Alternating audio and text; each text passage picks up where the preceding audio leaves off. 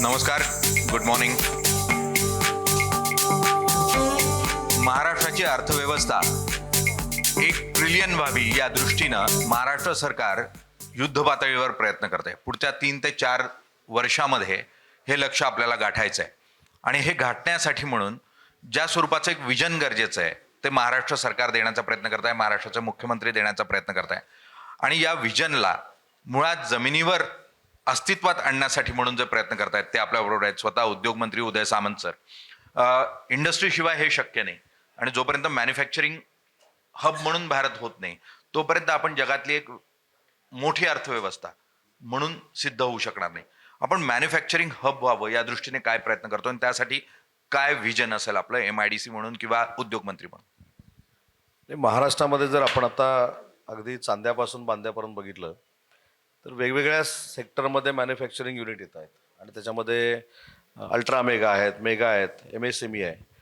पण मला आवर्जून इथं सांगितलं पाहिजे की ज्याची सुरुवात आपल्या राज्याची गडचिरोलीमधनं होते, तर त्या गडचिरोलीमध्ये एक असं वातावरण होतं की हा जिल्हा जो आहे तो नक्षलवादी जिल्हा आहे, इथे नक्षलिस्ट मुवमेंट फार मोठ्या पद्धतीनं आहे. पण मला असं वाटतं की ही आता ओळख जी होती ती फुसली गेली. आणि आपण जो मॅन्युफॅक्चरिंगचा उल्लेख या ठिकाणी केला तर त्या ठिकाणी स्टील मॅन्युफॅक्चरिंग हब देशातला सगळ्यात मोठा आता 1,00,000 कोटी इन्व्हेस्टमेंट करून जर कुठे होत असेल तर तो गडचिरोलीमध्ये होतोय. याचा अर्थ गडचिरोलीमध्ये जर एवढी इन्व्हेस्टमेंट महाराष्ट्र सरकार आणत असेल तर महाराष्ट्राच्या प्रत्येक रिजनमध्ये फार मोठ्या पद्धतीनं आम्ही इन्व्हेस्टमेंट आणतोय. ऑटोमेटिव्हमध्ये आहे.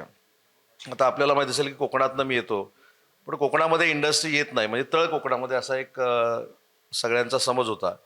पण सेमीकंडक्टर सारखा 30,000 कोटीचा प्रकल्प आज तळ कोकणामध्ये आला. त्याच्यानंतर कालच आम्ही एक बैठक घेतली, सिंधुदुर्गामध्ये 3-3.5 हजार कोटीचा एक प्रकल्प येतोय.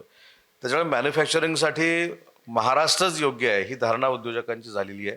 आणि मला असं वाटतं की या 3-4 दिवसानंतर अजून आपल्याला महाराष्ट्रासाठी आनंदाची बातमी ऐकायला मिळेल की ज्या पद्धतीनं आम्ही महाराष्ट्रामध्ये काम करतोय.